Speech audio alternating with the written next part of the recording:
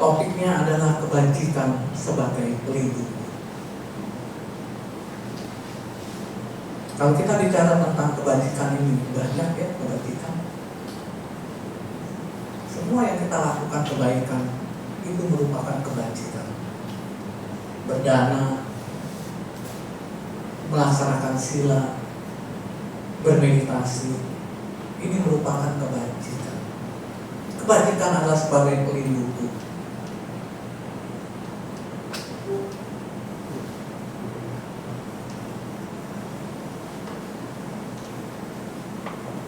Yang tadi seperti kita bacakan, baik di Brahma Wihara maupun di Abhidhamma Carwekana, Kama Pati Sarana atau Kama Pati Sarana, karma adalah pelindung. Tentu saja karma di sini adalah kebajikan atau perbuatan baik yang telah kita lakukan sebagai pelindung. Nah, tolong dibantu, Wayat, next. Kalau kita lihat gambar ini, apa yang bisa kita lakukan, Bapak Ibu saudara sekalian? Apakah Bapak Ibu saudara sekalian mau terlahir di negara Palestina seperti ini? Nggak ada yang mau ya. Tapi apakah kita bisa memilih, Bapak Ibu? Kita nggak bisa memilih loh. Justru semasa hidup inilah kita gunakan kesempatan kita sebaik-baiknya. Yang tadi seperti saya katakan, karma adalah pelindungmu, kebajikan sebagai pelindungmu. Agar kita bisa terlahir, agar kita bisa terhindar terlahir di negara yang sedang berkonflik ini, di negara yang sedang berperang. Kelahiran di Palestina seperti ini masih mending, Bapak Ibu saudara sekalian, ketimbang kita terlahir di 4 alam apaya. Jauh terlahir di 4 alam apaya jauh lebih menderita daripada terlahir di negara yang sedang berkonflik ini. Yang tadi saya katakan, jangankan untuk terlahir di negara Palestina, di 4 alam apaya pun kita tidak bisa memilih, Bapak Ibu. Kalau ditanya, kita maunya terlahir di negara yang maju, negara Amerika, atau mau terlahir dari keluarga konglomerat, anak presiden? Iya. Enggak juga. Masa nggak mau? Itu tergantung dari perbuatan yang telah kita lakukan semasa hidup ini. Inilah Bapak Ibu saudara sekalian, kesempatan kita memupuk kebajikan selagi kita mengenal Dhamma. Sayang Bapak Ibu, tadi ekspektasi saya berharap pada minggu ini umat yang hadir ini penuh, ramai. Tapi ekspektasi saya tidak sesuai dengan harapan saya. Bahkan bukan beberapa ya, mungkin udah hampir 9 bulan atau 10 bulan yang saya ceramah yang sebelumnya itu jauh lebih ramai, penuh. Padahal topik yang saya akan perbincangkan pada pagi hari ini sangat-sangat menarik. Nah, inilah kita sebagai umat Buddha, sadarnya itu masih kurang keyakinannya. Ya tentu saja Bapak Ibu saudara sekalian yang hadir pada minggu pagi ini bisa memberitahukan kepada papa mamanya, saudaranya, tetangganya yang beragama Buddha untuk belajar Dhamma, agar kita dapat terhindar terlahir di negara ini. Ini saya katakan bukan di negara ini aja ya. Bisa saja kita terlahir di pedalaman yang tidak mengenal manusia.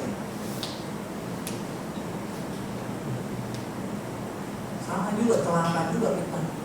Apalagi kita terlahir di 4 alam apa ya? 4 alam yang penuh dengan penderitaan. Lebih celaka lagi. Nah, tujuan kita belajar dhamma agar kita bisa terhindar terlahir di alam-alam yang menderita. Next slide, ya. Next slide. Terus di F5 digedein lagi. Ini pecah nih. Nggak, apa tuh tulisannya di F5, ya. Digedein gambarnya.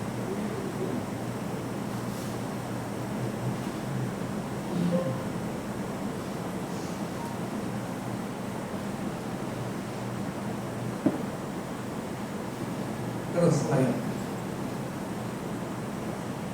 Pecah ya. Udah di F5 ya. Sudah. Oh, next terus.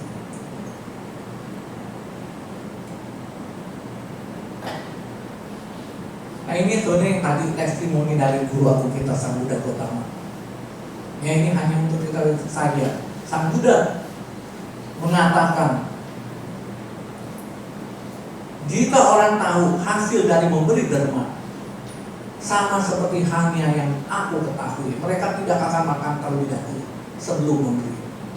Sehingga noda akuan tidak mungkin dapat bertahan mencantik batin mereka. Soalnya selama ini kita selalu mengatakan, oh milikku, aku punya ini. Padahal yang dikatakan aku ini sebenarnya itu nggak ada.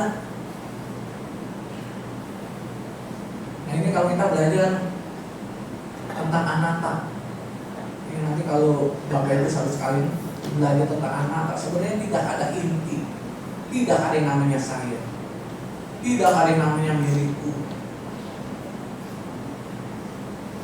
Banyak orang salah kaprah bahwa berlatih dhamma seperti menaiki tangga, yang setelah menginjak tangga itu tidak akan menginjak kembali. Banyak orang berlatih setelah melatih sila meninggalkan dhamma karena menganggap sila ini lebih tinggi. Tidak demikian ya Bapak Ibu.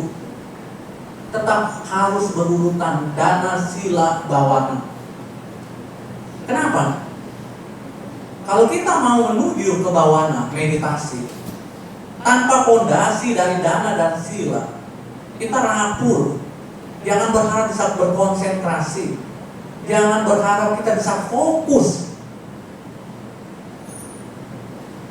Apalagi anak-anak sakti yang tadi memperhatikan nafas keluar, nafas masuk. Ya, nanti kita bahas kalau soal anak-anak sakti. Soalnya kalau dibahas itu jadi panjang. Ya, tetap dilatih dana sila, karena ini untuk pondasi kita menuju ke meditasi. Sama juga kita membangun rumah tanpa pondasi, rumah atau gedung ini akan ambruk, roboh. Next, ya.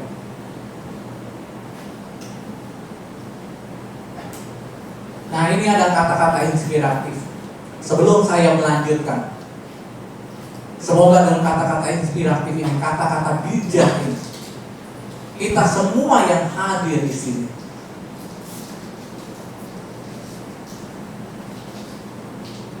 bisa memaknai, bisa mengerti.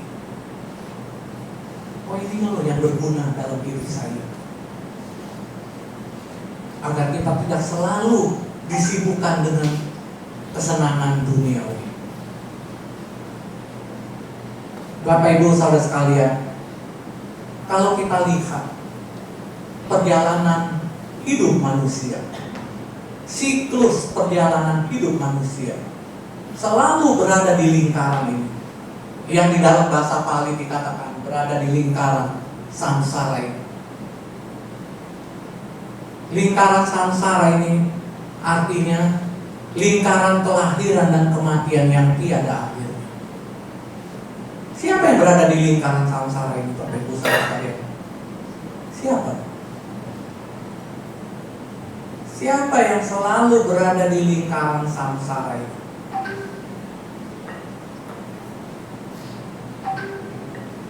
Kita semua, Bapak Ibu, termasuk saya. Kita selalu berada di lingkaran samsara ini loh, kelahiran dan kematian yang tiada akhirnya. Nah, tujuan kita beragama Buddha, belajar Dhamma, agar kita bisa memutus mata rantai lingkaran samsara ini. Tentu saja untuk memutus mata rantai lingkaran samsara ini, kita harus mencapai tingkat-tingkat kesucian. Ketika seorang pemenang arus, pemasuk arus, seorang Sotapanna, dia sudah memutuskan mata rantai tumimbal lahir yang tiada akhirnya.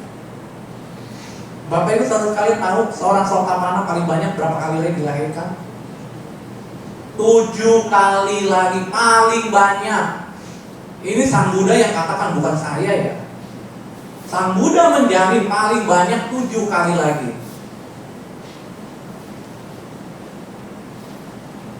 Seorang Sotapanna dilahirkan, itu pun dilahirkan di alam-alam yang bahagia. Karena seorang Sotapanna, pintu 4 alam apaya tertutup untuk selama-lamanya. Yang tadi saya tanyakan, siapakah yang berada di lingkaran samsara?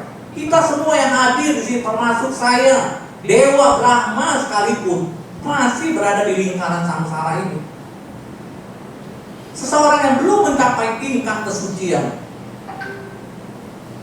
berada di lingkaran samsara ini.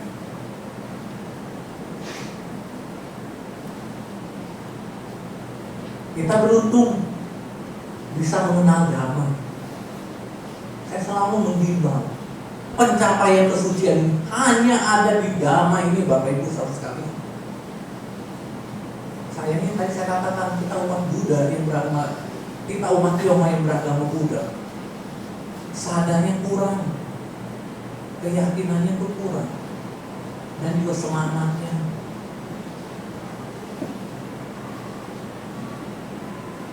Karena pencapaian kesucian hanya ada di Dhamma ini, tidak ada di ajaran yang lain.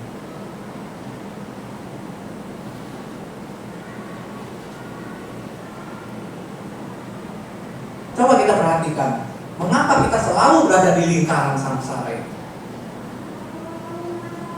Sejak kecil, kita selalu diajarkan oleh orang tua kita untuk mengejar ilmu. Tujuannya apa? Agar kita memperoleh gelar pendidikan. Bahkan orang tua kita tidak segan-segan untuk merogoh koceknya lebih dalam lagi, menyekolahkan putra-putrinya itu di sekolah-sekolah favorit. Bahkan ada yang sampai ke luar negeri. Tentu saja tujuannya untuk mendapatkan gelar pendidikan ini, mendapatkan gelar kesarjanaan, mendapatkan selembar ijazah yang asli, bukan yang palsu ya. Seperti yang sedang viral di negeri kita ini. Kalau saya bilang begini pada ketawa, berarti udah tahu. Kalau yang nggak tahu, berarti nggak tahu apa yang saya maksud ini. Ya, sedang viral di negeri kita ini. Setelah mendapatkan gelar pendidikan, kemudian dengan gelar pendidikan tersebut mencari pekerjaan guna mendapatkan uang, cie, money, fulus. Lagi-lagi kertaslah yang kita kejar. Boleh dibilang sepanjang hidup manusia yang kita cari dan kejar dengan susah payah hanyalah untuk mengumpulkan kertas-kertas ini. Kita lihat semua surat-surat berharga, ijazah, deposito, tabungan, sertifikat, BPKB, STNK, polis, saham, obligasi, surat nikah pun semuanya terdiri dari kertas. Ini yang kita cari dan kejar sepanjang hidup kita dengan susah payah. Dengan tetesan keringat, tetesan air mata, bahkan tetesan darah.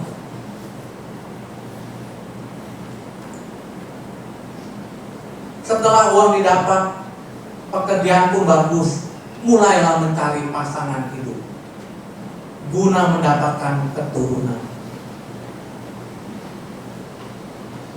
Pernahkah kita sadari Bapak Ibu Saudara sekalian, kita selalu berada di lingkaran ini loh, yang dikatakan lingkaran samsara ini. Nanti kelahiran kembali pun kalau terlahir sebagai manusia, kita selalu berada di lingkaran ini loh. Apalagi kalau yang ngomong tidak, karena menganggap kehidupan yang paling tinggi adalah kebahagiaan duniawi. Kebahagiaan duniawi harus dipuaskan. Nah ini saya katakan, gimana kita bisa terlahir kembali di alam yang lebih baik? Gimana kita mesti apalagi sampai memutuskan mata rantai lingkaran samsara ini?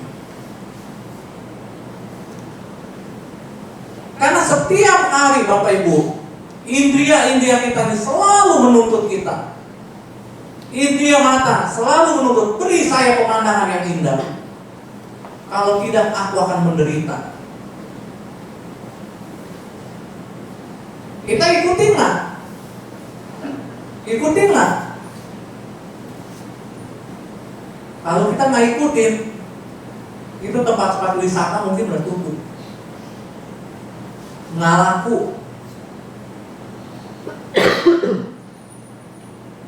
Apalagi sampai long weekend, yang minggu kemarin, puncak Bandung tuh macet total. Ada yang bosan ke sana. Oh, di Jakarta bosan, boring, mau refreshing keluar kota. Nah, tuntutan dari indria kita.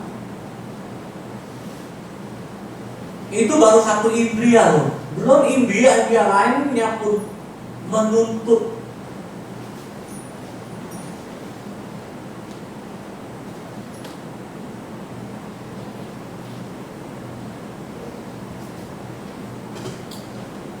Uang ada, pekerjaan pun bagus, mempunyai keluarga yang bahagia.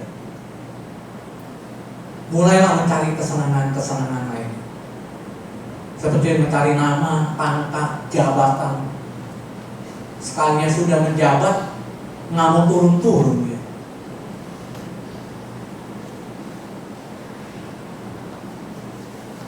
Ada lagi yang cari kesenangan-kesenangan lainnya. Wah, yang di rumah udah bosan, mau cari yang baru. Nah, ini juga lagi viral di negeri kita ini.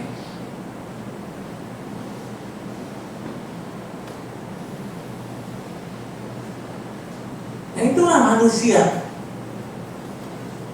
Setelah mendapatkan satu, ingin yang lain. Sekali yang sudah mendapat, nggak mau turun-turun. Dia pikiran selamanya dia bisa menduduki jabatan itu.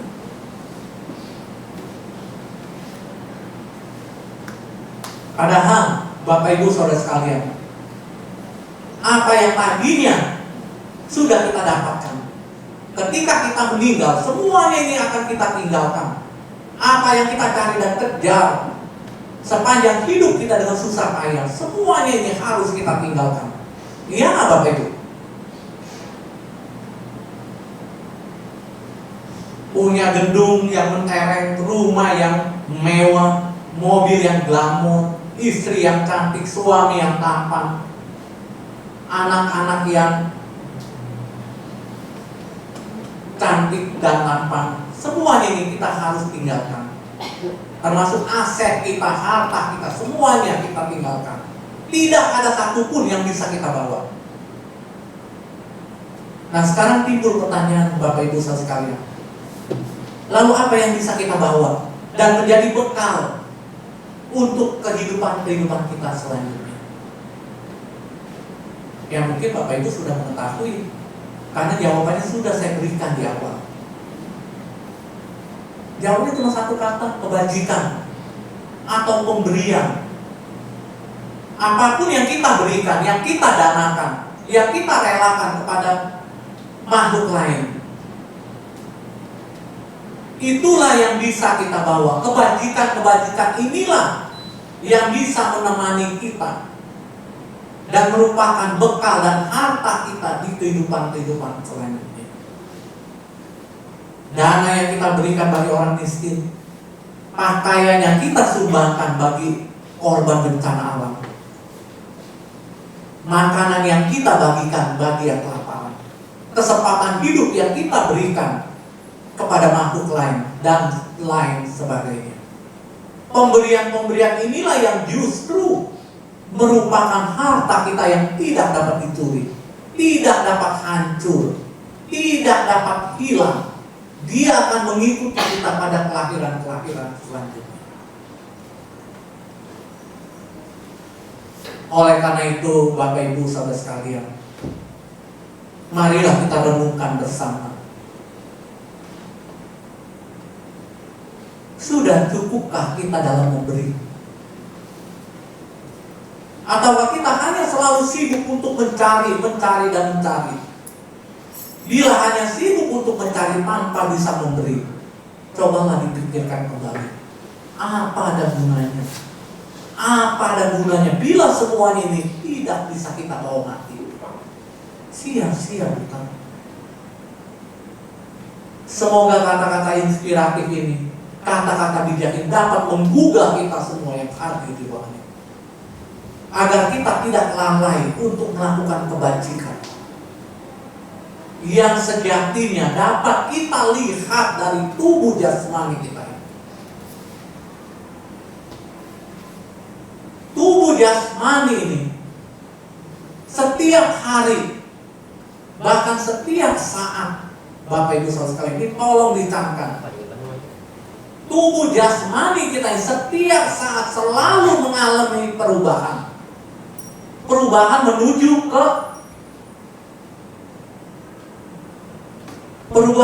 kekuatan. Kelakukan.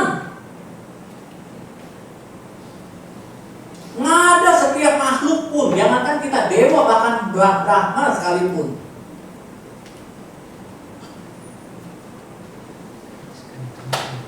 Pernahkah Bapak Ibu saudara sekalian setiap kali bangun pagi, aduh, usia saya berkurang 1 hari. Apa yang sudah saya lakukan?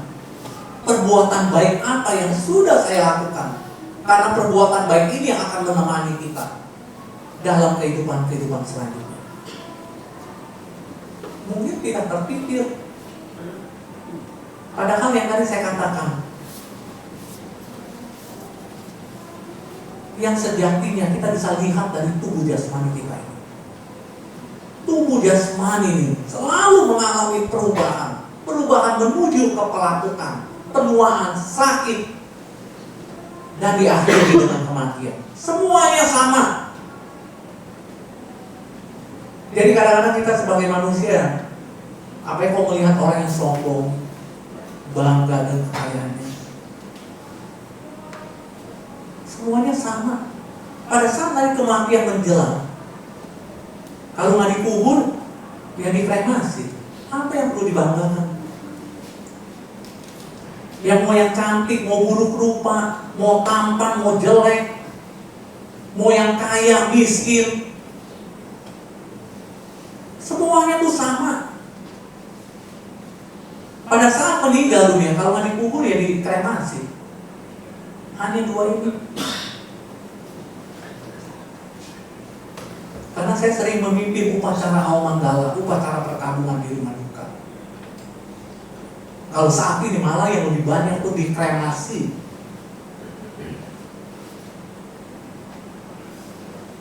Karena dia biasanya udah dapat pesan dari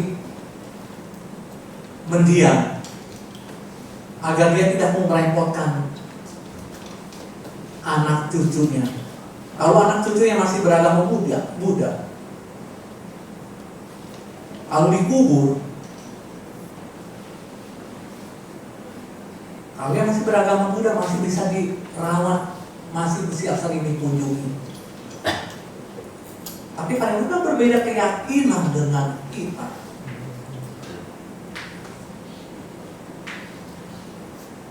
Ya mungkin Bapak Ibu juga sering melihat di antara saudara kita, teman-teman kita, anak-anaknya itu sudah berbeda keyakinan dengan orang tuanya. Bahkan dengan entengnya dia menjawab, ini saya sering kali temuin, semua agama itu sama, semuanya mengajar kebaikan. Benar nggak Bapak Ibu? Jawaban yang seperti itu. Benar nggak? Kok nggak ada yang jawab? Benar atau tidak saja tidak dijawab. Ya salah Bapak Ibu. Kalau dhamma sudah lenyap dari muka bumi kita ini, jawaban seperti itu benar. Karena dhamma udah nggak ada.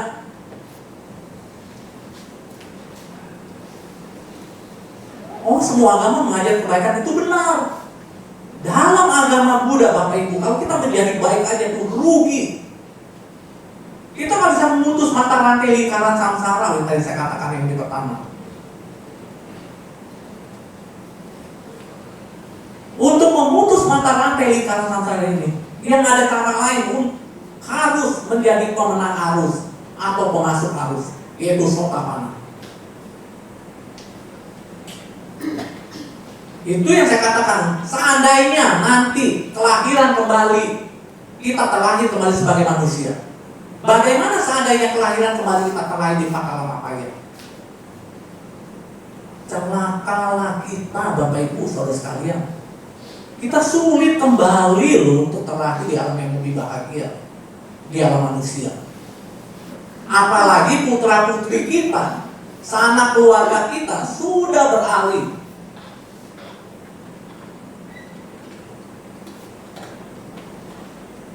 dengan agama tetangga kita.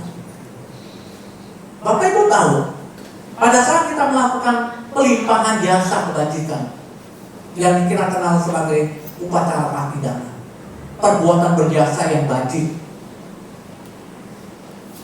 ini tujuannya agar orang tua kita, leluhur kita yang terlahir di 4 alam apaya turut bermudita cita, turut berbahagia, turut senang melihat anak cucu sanak keluarganya melakukan perbuatan baik. Lalu perbuatan baik ini dilimpahkan atas nama beliau.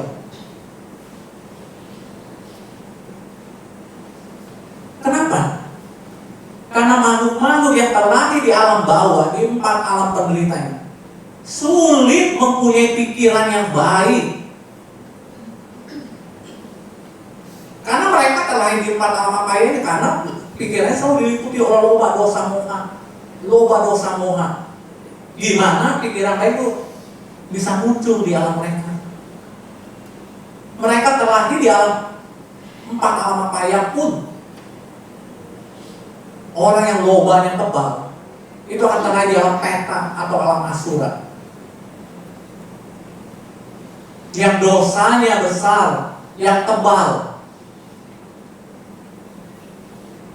Ini dosa saya bahas. Soalnya kita orang yang umat muda kadang-kadang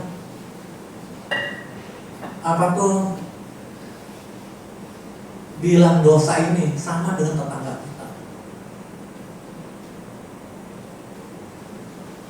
Ya, untuk Bapak Ibu saudara sekalian tidak lalai untuk melakukan perbuatan-perbuatan baik. Ya, next ayat. Nah, bagaimana kita? Next lagi. Belum keluar kan? Agar kita melakukan perbuatan baik, bisa menghasilkan buahnya yang besar. Nah ini di dalam Abhidhamma Pitaka. Next, di dalam Abhidhamma Pitaka, kitab suci agama Buddha, agar kita melakukan perbuatan baik yang menghasilkan wipaka atau buahnya yang besar.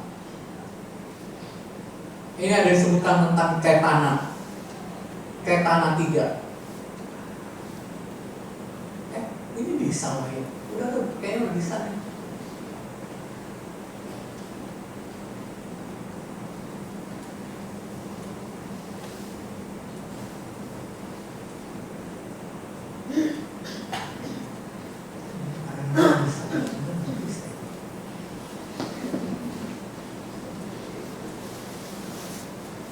Mundurin lagi. Wah, ini udah keren lagi. Sampai Ketana dulu. Karena ini Ketana saya mau jelaskan terlebih dahulu. Ketana ini tahu nggak? Bapak Ibu saudara sekalian artinya? Niat benar. Yang bila diterjemahkan di bahasa Pali ya, bila diterjemahkan ke dalam bahasa Inggris itu niat, ingin, kehendak hati yang muncul, itulah Ketana. Ketana salah satu bentuk batin. Kalau saya katakan bentuk batin berarti banyak, atau bentuk mental. Mungkin kalau Bapak Ibu pernah belajar Abhidhamma yang disebut Cetasika. Nah dia termasuk, Cetasika itu kelompok batin atau faktor mental, faktor batin, atau faktor pikiran. Ketana ini salah satu dari bentuk batin yang berjumlah 52. Namanya faktor mental atau faktor pikiran itu pasti banyak. Ini secara garis besarnya saja. Dina.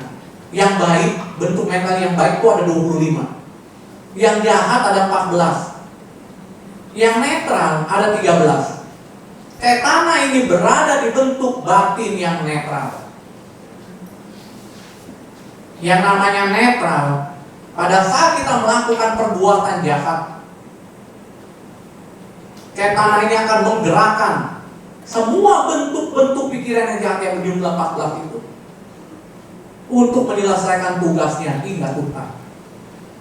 Begitupun pada saat Bapak Ibu saudara sekalian melakukan perbuatan baik, Ketana ini akan menggerakkan semua bentuk-bentuk pikiran yang baik untuk menyelesaikan tugasnya hingga tuntas. Seperti Bapak Ibu saudara sekalian hadir di wihara Samakhidan ini, disertai Ketana, pasti mungkin sudah diniatkan dari semalam. Oh besok saya mesti ke wihara nih, minggu kemarin saya udah absen.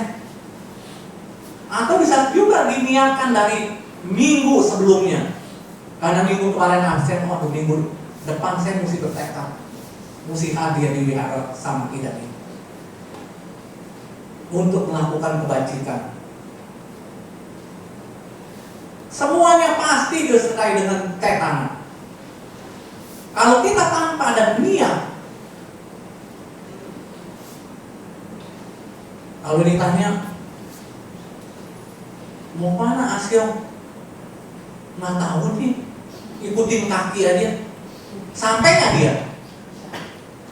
Itu sampai besok pagi pun dia tuh nggak sampai, karena nggak ada tujuan mau kemana.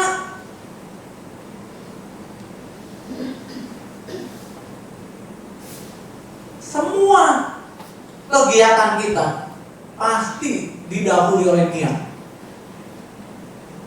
Saya lihat Bapak Ibu saudara sekalian tiba-tiba mengganti posisi kakinya. Itu sudah disertai niat belum? Sudah. Cuma kita nggak sadar, awareness kita tuh masih belum tajam, masih belum mindfulness.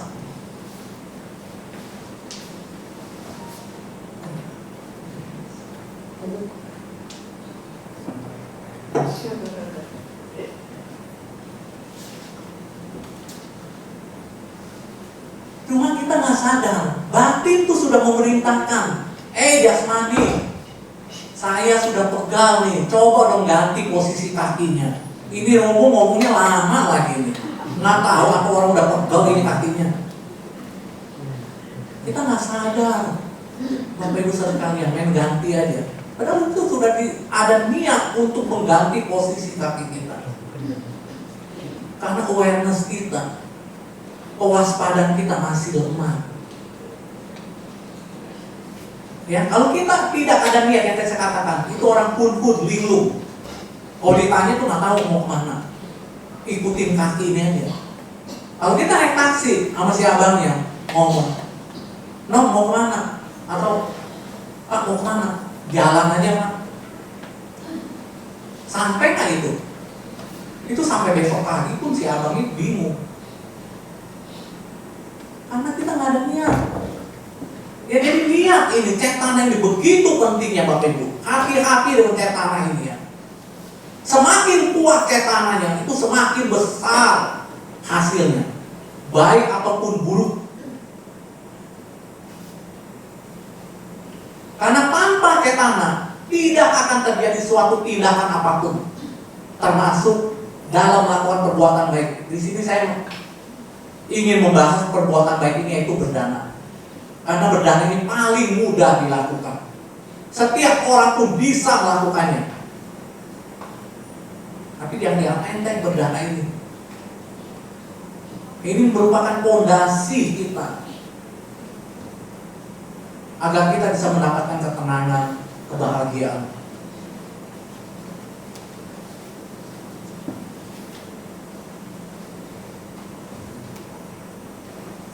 Ya, semakin kuat cetana itu semakin besar hasilnya. Jadi hati-hati, kalau perbuatan baik yang kita lakukan tentu akan menguntungkan bagi kita. Tapi kalau perbuatan buruk, contoh, semalam sudah diniatkan akan mewihara sama kita. Begitu mau siap-siap berangkat, datang temannya datang. Lina, di Matahari loh, hari ini diskon 70%. Terakhir. Wah, saya mau wihara mah minggu depan aja. Kalau diskon ini terakhir ini hari. Nah, ini gangguan, rintangan dari luar.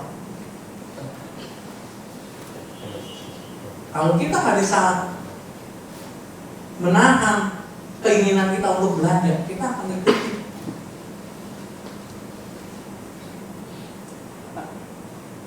Bukannya berbuat baik, jadi berbalik 180 derajat. Kita melakukan perbuatan buruk. Buruknya apa? Bukan saya nggak membunuh, tidak mencuri, tidak merugikan orang lain. Iya, merugikan diri sendiri. Yang muncul jadi loba cetasika, bentuk batin yang serakah, rakus.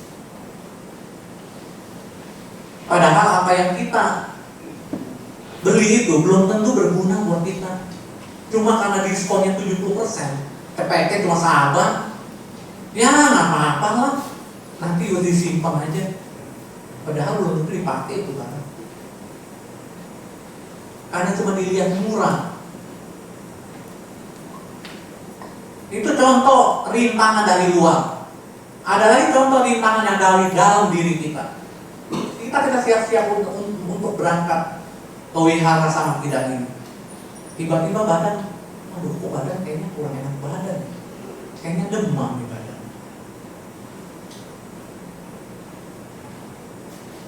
Kalau kita bertekad tetap pergi nggak apa-apa. Tapi kan kadang-kadang, waduh, ntar kalau saya pergi tambah parah nih penyakitnya. Nggak jadi. Atau begitu mau berangkat, tiba-tiba perutnya mules. Wah, ke belakang dulu. Udah selesai, mau berangkat, kok tiba-tiba mules lagi, kena diare. Nah, ini rintangan dari dalam. Jangan pikiran berbuat baik itu mudah ya Bapak Ibu ya. Kendalanya, rintangannya banyak, halangannya. Kalau kita tidak memadai kebajikan kita, parami kita tidak mencukupi. Jangan pikir mudah, itu gangguan itu banyak baik dari luar maupun dari diri kita. Ya, saya nggak bicarakan yang lain lah. Di anggota sangga, bahkan pada zaman Sang Buddha pun Begitu sang Buddha mencapai pencerahan, ada yang masih ingat siapa yang pertama kali ini diajarkan dhamma oleh guru agung kita sang Buddha pertama? Kedua orang pertama mantan gurunya beliau. Sayang kedua-duanya sudah meninggal dunia karena paraminya tidak mendukung, kebajikan dia tidak mencukupi. Padahal kalau sang Buddha membabakan satu kalimat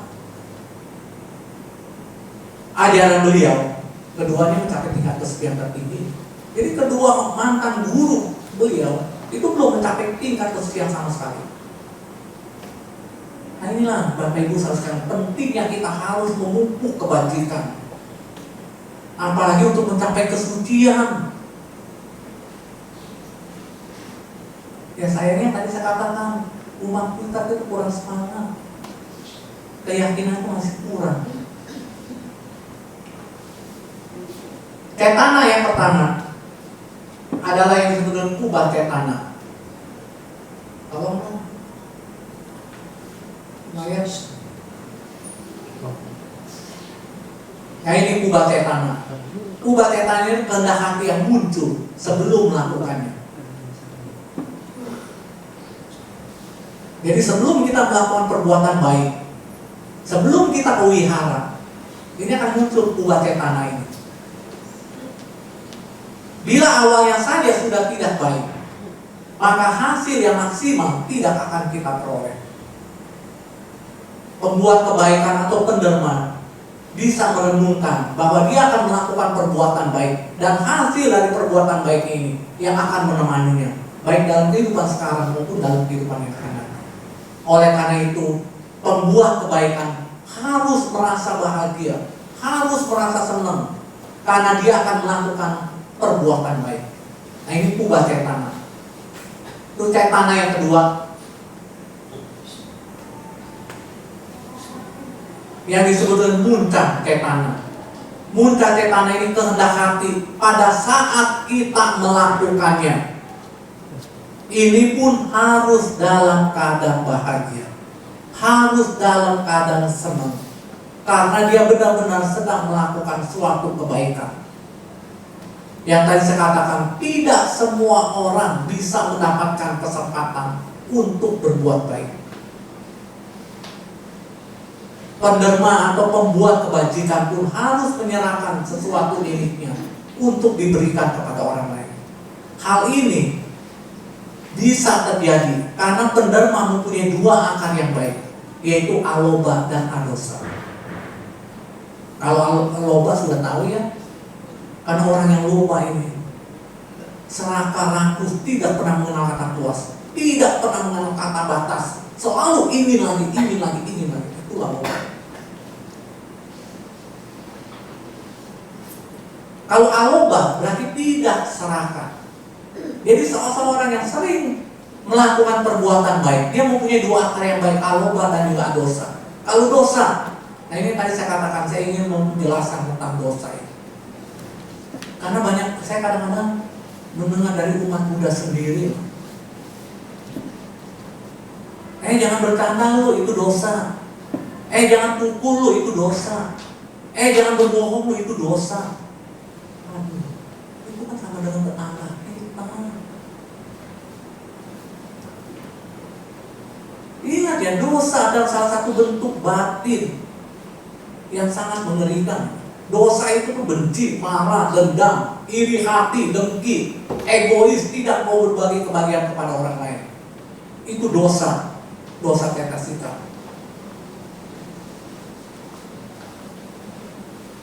Menggumam dalam batin kita, tentu saja menggumam ini mengumpat. Kesal juga termasuk dosa cetasika. Nah ini yang tadi saya katakan, pentingnya kita harus mengerti dhamma Bapak Ibu, agar kita pada saat di jalan raya lagi bawa kendaraan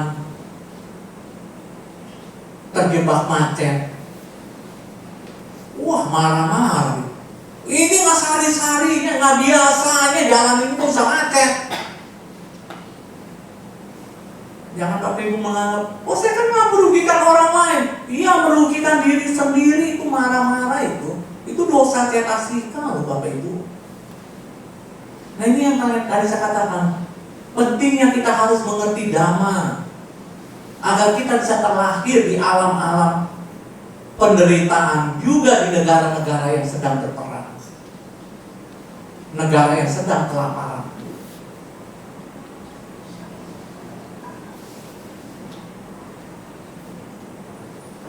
Kalau ada dosa, ya tidak membenci, tidak marah, tidak dendam, tidak egois, tidak iri dan dengki.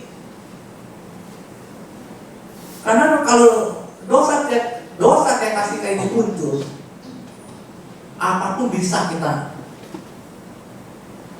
katakan.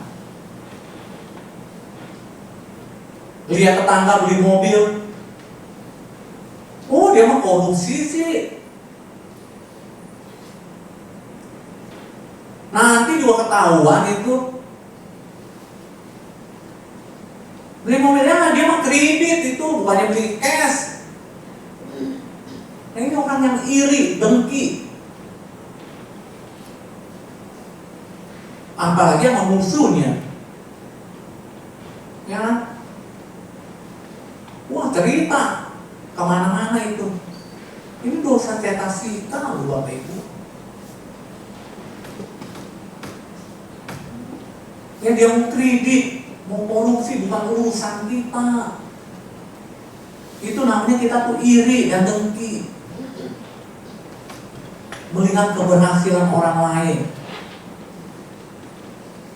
Jadi kalau orang yang gemar berdana, gemar melakukan perbuatan baik, tentu saja mempunyai dua akar yang baik, aloba dan juga adosa. Nah kalau kita melakukan muncak cetana ini, pada saat kita menyerahkannya, kita dalam keadaan bahagia. Ya tentu kita mempunyai dua akar yang baik ini, aloba dan juga dosa. Nah ini cetana yang terakhir. Apalah cetana? Apalah cetana ini kehendak hati setelah melakukannya. Penderma atau pembuat kebaikan pun harus merasa bahagia, karena dia telah melakukan perbuatan baik, yang mana perbuatan baik ini sangat dipuji oleh para bijaksana. Penderma juga bisa mengingat kembali akan perbuatan baik yang telah dilakukannya, dan berjanji suatu saat akan melakukan perbuatan baik ini dengan lebih baik lagi.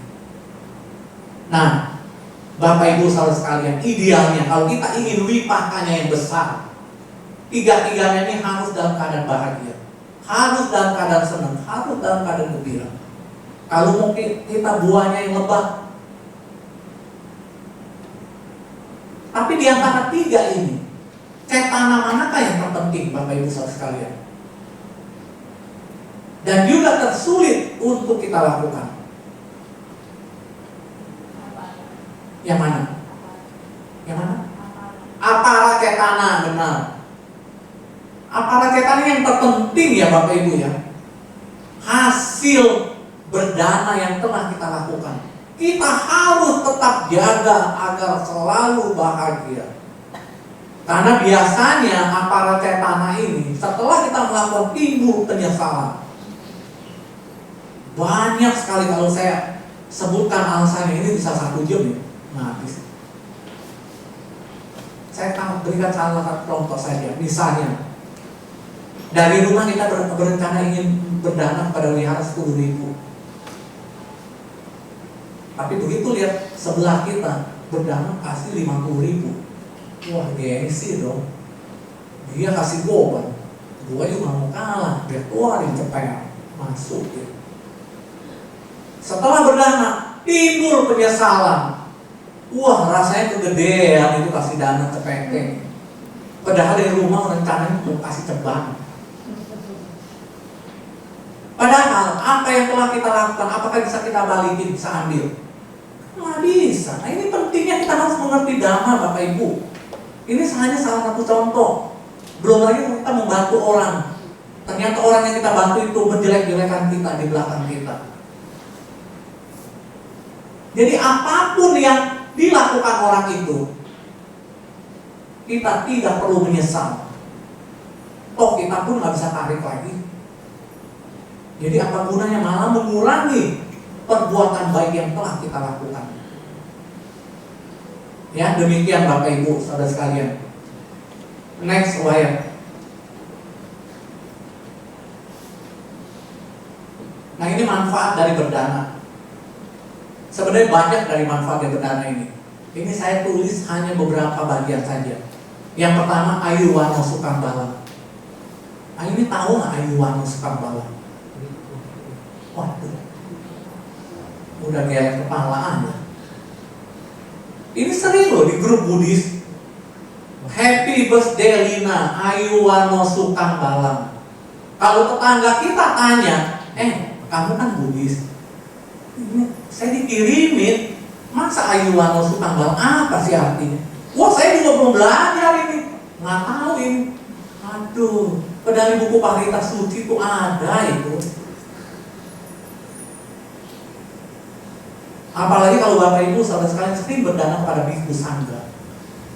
Pada saat pelimpahan jasa, Bhikkhu akan membacakan ini. Sabitiyo wiwajantu sabarogo winasatu mate bawa tuantarayo sugi digayugo bawa abiwadana silisa nincang muda pacai notak taro dama wadanti Ayuwano Sukambala. Pada saat kita melakukan pelimpahan jasa tuang air, kalau kita sering berdana kepada Bante pasti akan membacakan ini. Tentu ada sambungannya.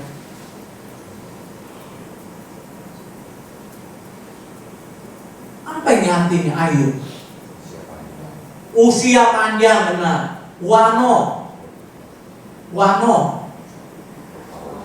rupawan, cantik, tampan, benar. Sukang, ini mah gampang ya, sukang ya. Kebahagiaan asal dari kata suka. Balang, asal dari kata bala, kekuatan atau kesehatan. Ya, jadi usia panjang, cantik, tampan, kebahagiaan, dan kesehatan.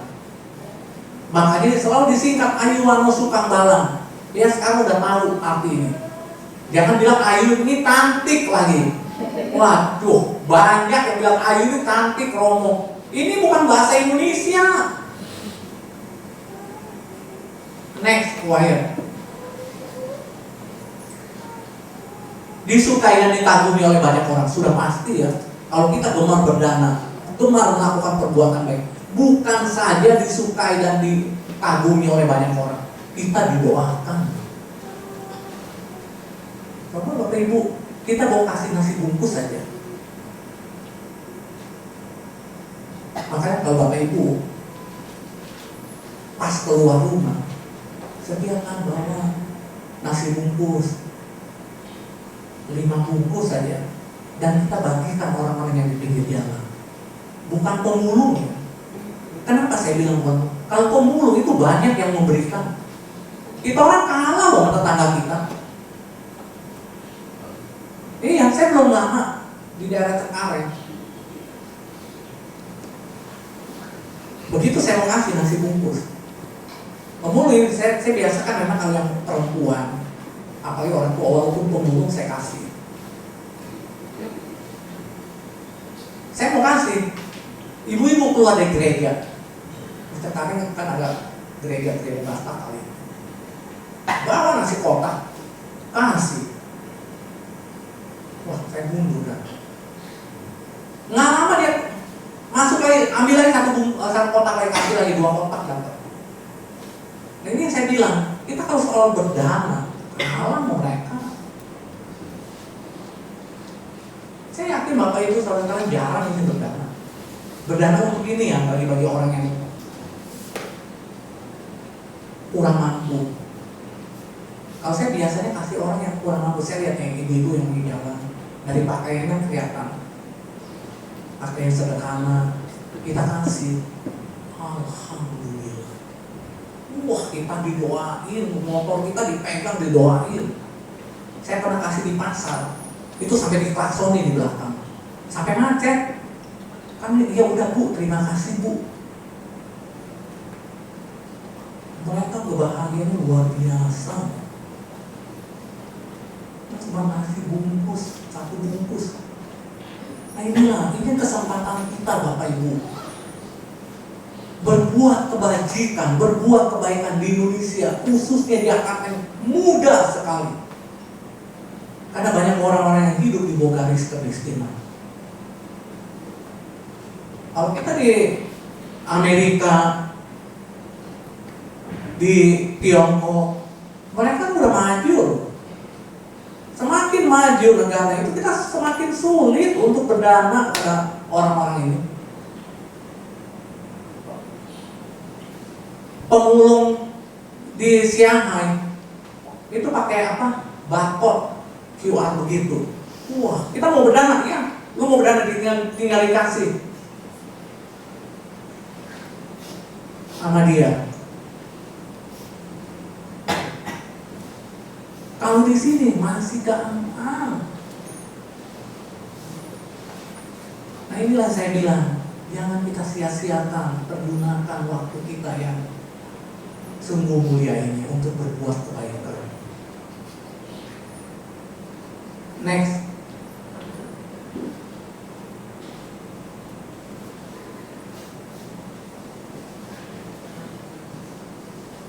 Menaklukkan sifat pikirnya.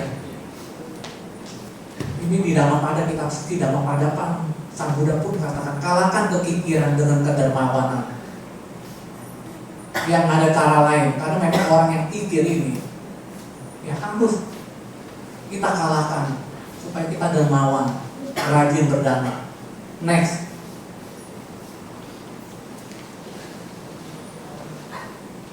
Terlahir di alam dewa ya. Kalau tidak terlahir di alam dewa, kita terlahir di alam manusia, kita akan terlahir di keluarga yang berada. Nah ini yang tadi saya katakan, kita yang beragama Buddha ya, nggak perlu iri dan dengki sama orang-orang. Kita bisa nggak kaya? Bisa. Sang Buddha udah memberikan jalannya, cuma kita mau nggak melakukannya. Ya rajin berdana. Kalau kita sekarang serba kekurangan, lahir di keluarga yang miskin, kemungkinan di masa yang lalu kita ini kikir, pelit, oret, tidak suka berdana. Ya kalau untuk berubah nasib, ya jangan kikir lagi. Kita harus rajin berdana. Next. Mengikis loba dan dosa. Ya tadi kan orang yang gemar berdana itu aloba dan juga dosa. Fungsi utama dari berdana ini adalah untuk mengalahkan, menaklukkan sekaligus yang mengikis loba dan dosa ini. Next. Nah ini samsara yang tadi saya katakan, di lingkaran samsara sebagai bekal dalam lingkaran perjalanan kehidupan, lingkaran kelahiran dan kematian yang tiada akhirnya. Next slide. Nah ini yang terpenting sebagai landasan untuk mencapai maga, pala, dan nibbana. Tujuan akhir dari umat Buddha. Maga ini jalan, tapi jalan kesucian ya. Pala itu buahnya, hasilnya. Pencapaiannya nibbana. Ya, jangan tanyakan kepada saya, Romo, nibbana itu gimana? Sang Buddha nya nggak mau jawab. Karena harus diselami oleh para bijaksana. Sama juga kita katakan orang yang pernah makan durian, dia ciumnya aja mau muntah. Kita bilang durian itu enak. Kita jelaskan biar bagaimanapun dia tidak akan mengerti. Harus dicoba. Demikian pula dengan nibbana. Ya semakin diceritakan, dijelaskan itu semakin ngawur. Sama juga seekor kura-kura bercerita pada seekor ikan. Ternyata di bumi ini ada daratannya. Ikan pasti bertanya, oh yang kamu maksudnya itu lautan. Karena ikan menganggap di muka bumi ini semuanya tuh air. Ya harus diselami oleh para bijaksana. Next.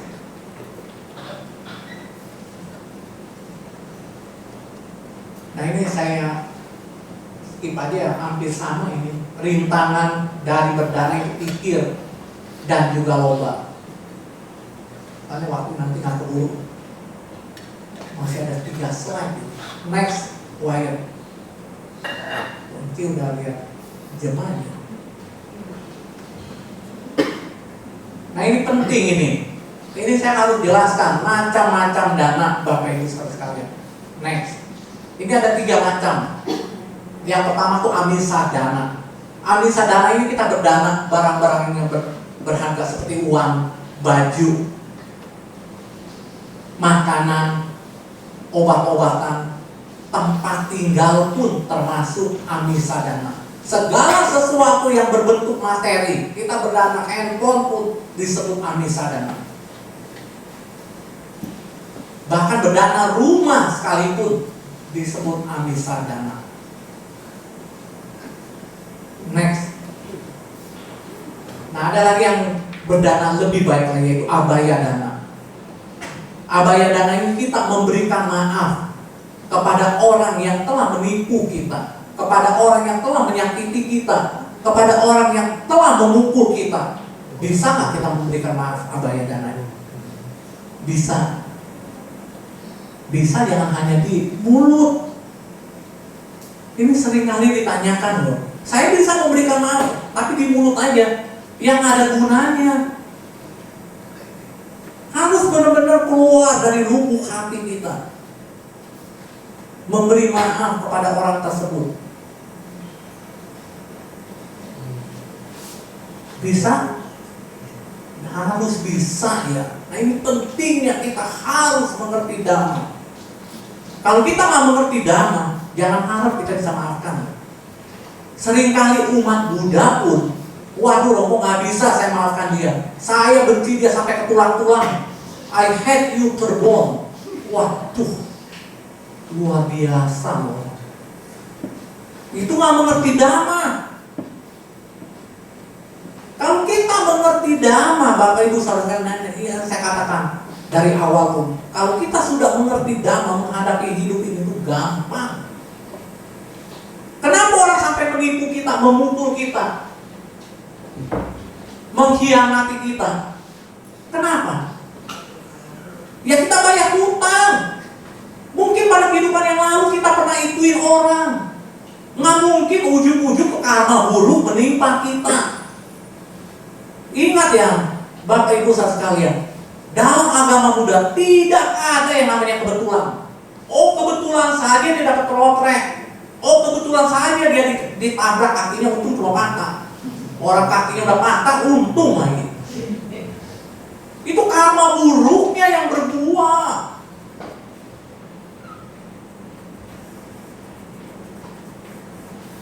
Kalau kita dikhianati, dipukul, ditipu, itu kita bayar karma.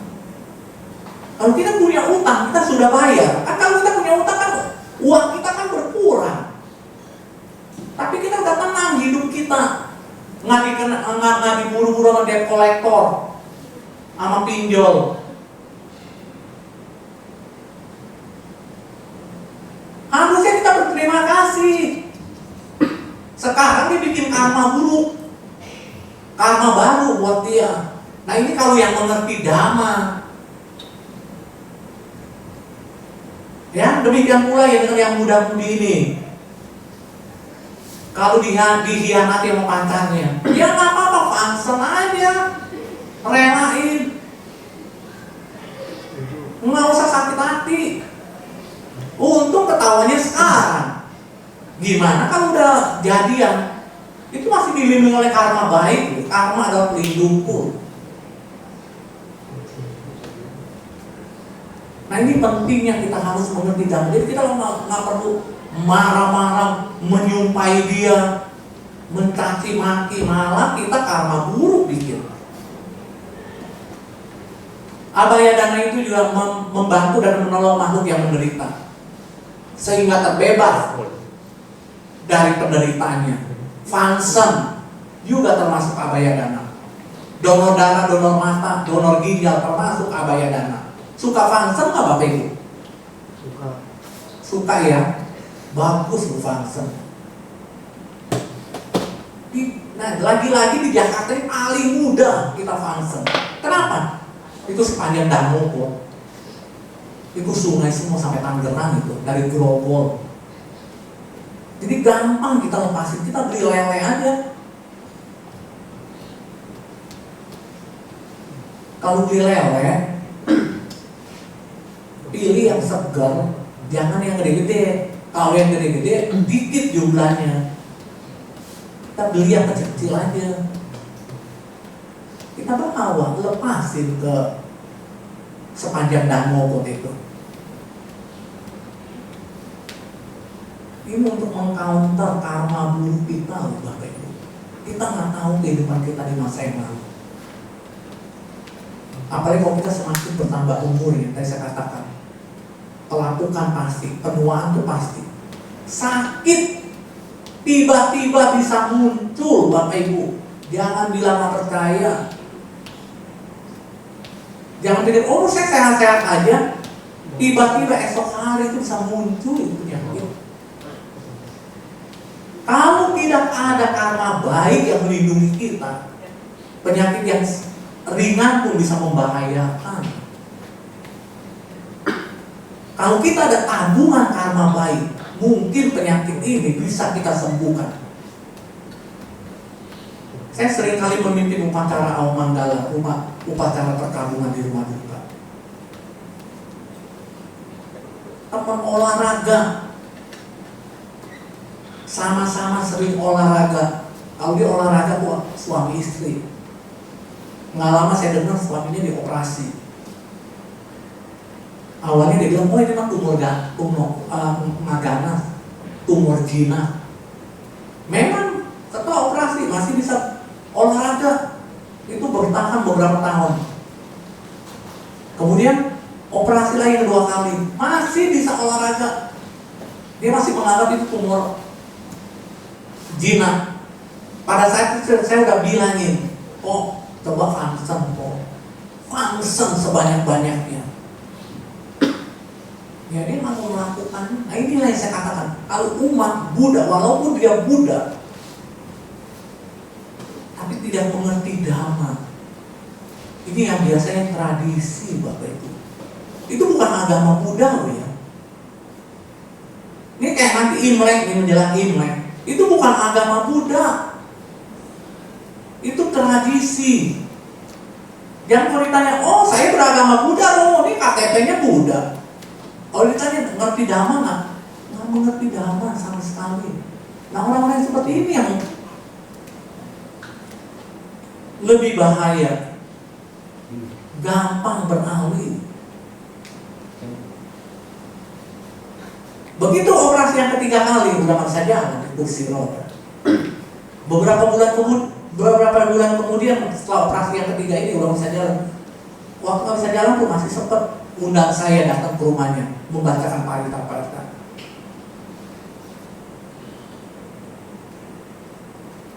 Beberapa bulan kemudian istrinya telepon saya, oh Yohan, tolong bantu saya nih, katanya. Maksudnya lakinya udah nggak ada, sekarang ada di rumah duka, Grand Heaven. Dari awal sampai dilarung,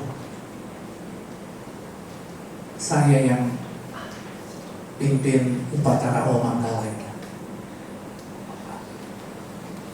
Nah itu yang tadi saya katakan, penyakit. Jangan menganggap kita tuh nggak ada penyakit, tiba-tiba bisa muncul penyakit. Ingat ya Bapak Ibu saudara sekalian, perbuatan baik ataupun buruk dia harus berbuat. Makanya takutlah oleh perbuatan buruk. Karena kalau perbuatan buruk dia sudah berbuat ngeri, apalagi kalau kita nggak ada tabungan karma baik, bisa mencelakakan kita. Nah inilah pentingnya yang tadi saya katakan, kita harus mengerti Dhamma, Bapak Ibu saudara sekalian.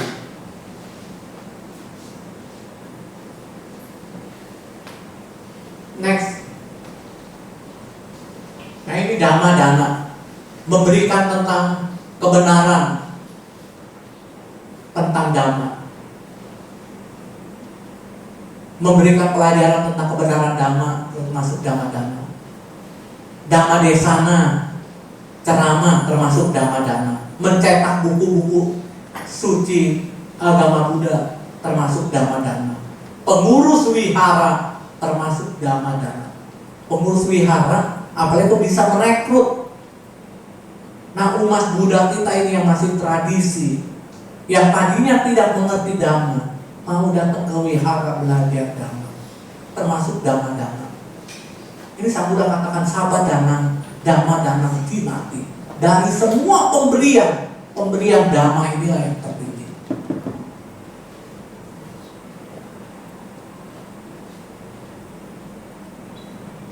Ya, Bapak Ibu saudara sekalian yang sudah mengetahui ini, ya untuk minggu depan dibawa minimal orang tuanya. Ini Sang Buddha sendiri katakan, budi baik orang tua tidak dapat kita balas dengan perbuatan apapun. Meskipun dengan 100 tahun kita menggendong ayah dan ibu kita di pundak sebelah kanan dan sebelah kiri, itu budi baik orang tua belum terbalaskan bila orang tua kita yang tadinya tradisi tidak mengerti dhamma, jadi mengerti dhamma.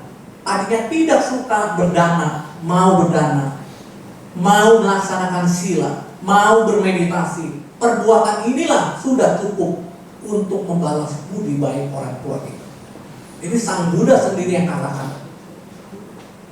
Makanya mengajak orang tua kita, saudara-saudara kita, teman-teman kita untuk mengerti dhamma, itu karena baiknya luar biasa. Yang tadi saya katakan di awal, karena di dhamma inilah pencapaian kesucian dapat diraih. Tidak ada di ajaran yang lain. Yang saya katakan tadi, kalau berdana, kita tuh nggak ada apa-apanya dibandingin dengan mereka. Itu terserah. Saya akui kalah kita, tapi silanya berantakan.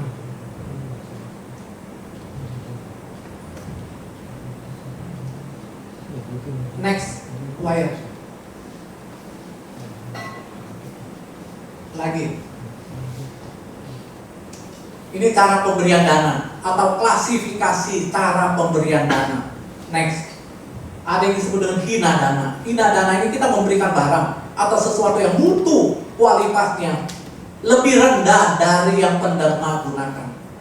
Seperti dia berdana bajunya yang bekas, yang dia udah nggak pakai, baru disumbangkan kepada orang lain. Termasuk dana jenis yang rendah, hina dana.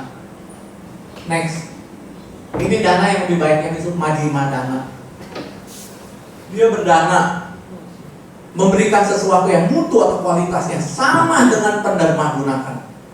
Kualitasnya itu sama. Seperti dia mau beli baju, beli dua, satu buat dia, satu dia sumbangkan. Itu termasuk jenis dana yang menengah, yang sedang. Next, ini panita dana. Dia memberikan sesuatu yang mutunya, kualitasnya lebih baik dari yang dia sumbangkan. Dia yang pakai, dia sumbangkan itu lebih baik. Termasuk jenis dana yang tinggi yang disebut dengan panita dana. Nah, Bapak Ibu saudara sekalian, kalau mau jujur, kita berada di klasifikasi yang mana? Di hina dana, majjhima dana, atau panita dana? Kita berada di mana? Panita dana. Yang berada di mana? Yang nggak usah mikir-mikir lagi, udah pasti hina dana.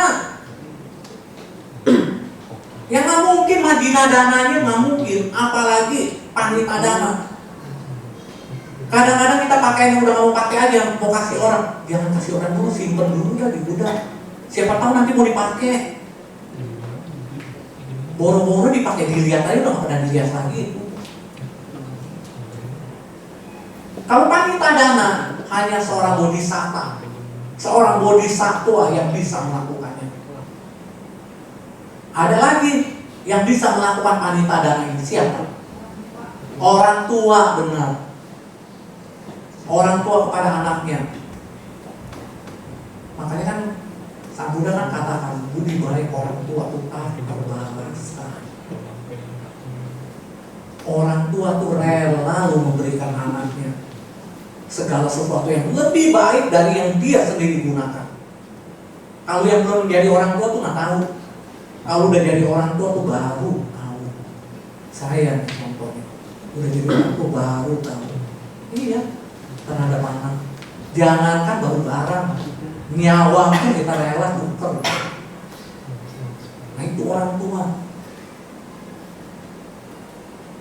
Nah, makanya untuk yang masih mempunyai ayah dan ibu, masih mempunyai papa dan mama,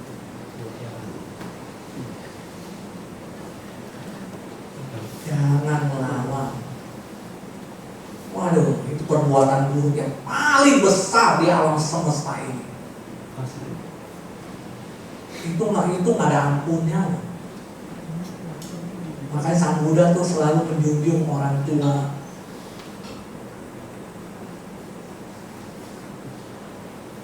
Karena itu karma buruk yang sangat besar yang disebut aku salah garuka kamu. Itu nggak ada ampun, ya kalau sampai menyakiti orang tua. Iya, perbuatan sebaik apapun itu nggak bisa membantu kita.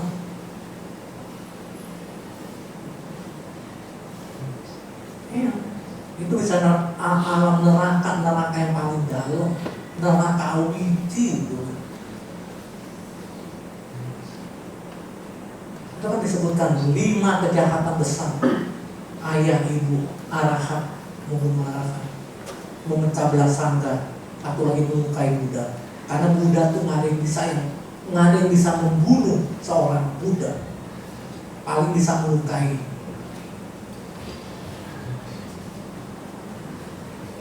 Kalau yang 3 ini sulit, tapi yang 2 ayah dan ibu, ya ini hati-hati. Jangan dilarang pacaran, malah melawan. Lebih bela pacarnya daripada orang tua. Next. Nah ini yang terakhir. Next. Ini beberapa contoh pemberian dana yang salah. Kalau kita melakukannya Bapak Ibu Saudara sekalian, bukan karma baik yang kita dapatkan, malah sebaliknya, yaitu kita memberikan majadana, memberikan minuman yang memabukkan, beralkohol atau obat-obatan terlarang. Bapak Ibu yang menganggap, oh Romo, saya kan baik, dia lagi sakau, saya kasih dia kan supaya nggak ada sakit. Tidak demikian ya Bapak Ibu, karma buruk tuh buat kita loh. Bisa-bisa mati tuh orang, dikasih lagi. Ya kalau kita baik mau menolong dia, bawa ke dokter, sembuhkan dia, itu baru baik, perbuatan yang sangat baik. Yang kedua, iti dana. Ini memberikan wanita untuk kepuasan seksual. Ini biasanya ya orang bisnis bermain dengan pejabat atau bisnis supaya tendernya gold, yang diberikanlah wanita.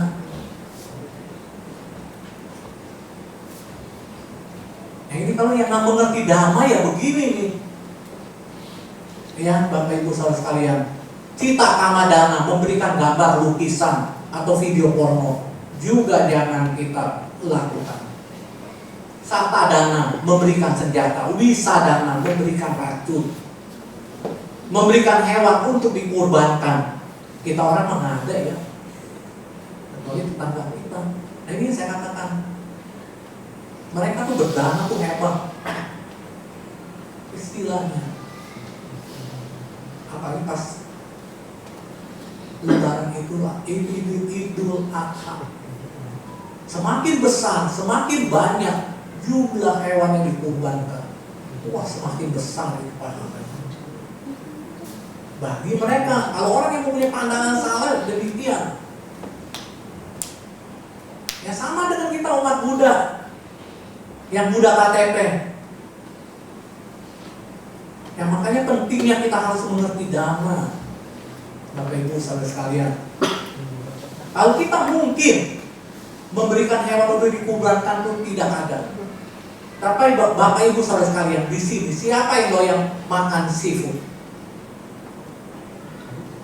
Ayo. Siapa yang suka makan seafood? Rata-rata saya rasa suka ini ya. Enggak, bagus. Ingat ya, ini pentingnya kita harus mengerti Dhamma. Oromo, makan kepiting kalau nggak hidup, nggak manis, nggak enak. Ada yang bilang begitu. Kalau seafood kita makan udah dalam keadaan mati, itu nggak enak lagi. Mesti dalam keadaan hidup.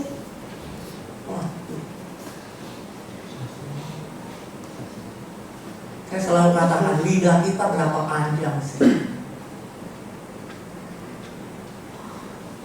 Coba keluarin sampai nggak di hidung. Lidah terpanjang itu bisa sampai di hidung. Itu panjangnya aja cuma 9,5 cm, 10 cm aja nggak ada. Terpanjang di dunia. Itu seorang cewek wanita. Itu kalau dikeluarin sampai di hidung. Kita paling 5 cm. Hanya 5 cm kita rela mengorbankan begitu banyak makhluk hidup. Bang, kerang 2 piring. Wah, air mendidih dicemplungin. Oh, si abang yang bunuh itu kan bukannya saya. Kita yang suruh, tangannya tuh kita niatnya. Ini hati-hati ya Bapak Ibu ya. Jangan menganggap udah salah, mengaku pembenaran. Itu pembenaran bukan kebenaran. Nah, ini pentingnya kita harus mengerti Dhamma supaya kita melihat segala sesuatu sebagai kebenaran, bukan pembenaran. Kalau pembenaran mah semuanya bisa dibenarkan.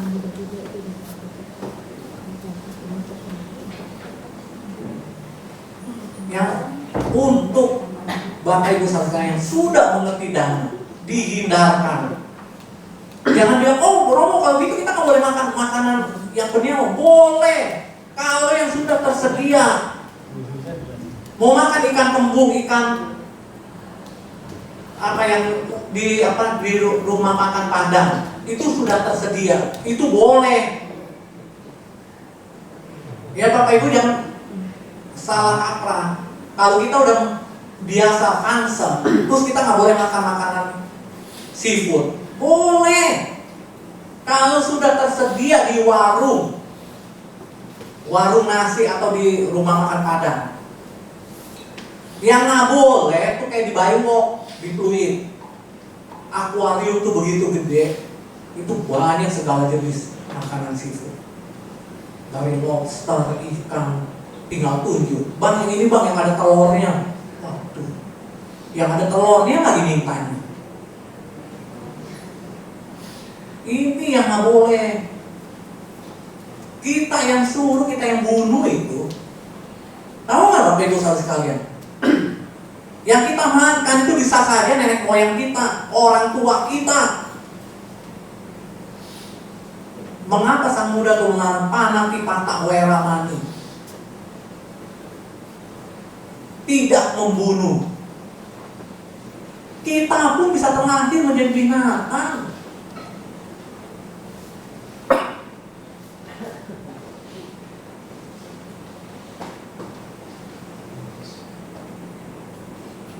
Memberikan uang kepada orang memang merupakan suatu perbuatan baik.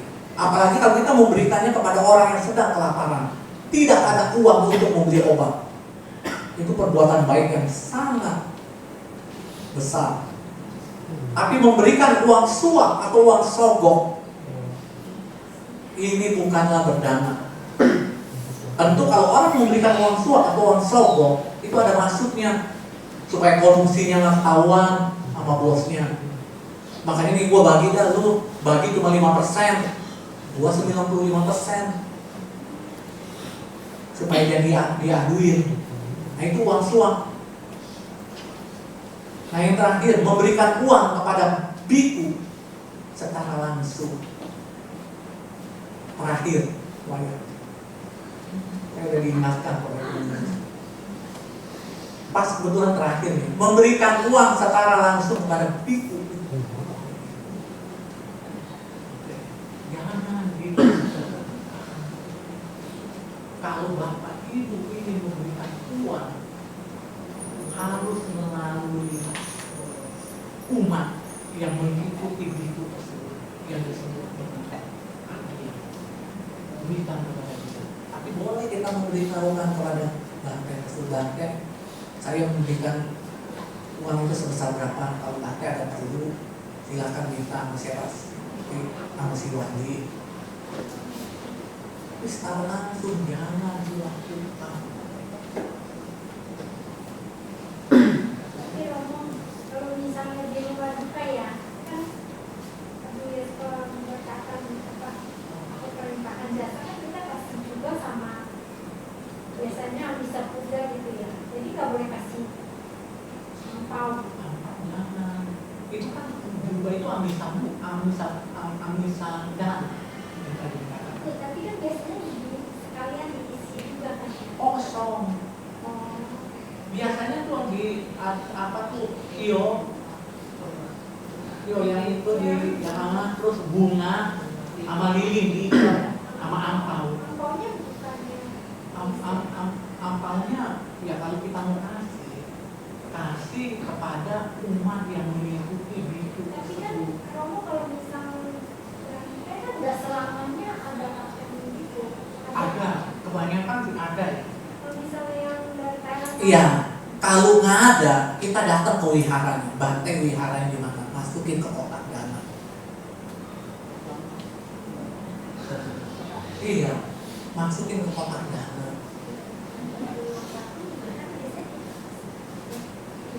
Tapi kalau nggak ada juga, dan dia selalu minta, ya itu jangan salah, bukan agama, itu oknum. Memang ada, saya pun pernah menemui demikian.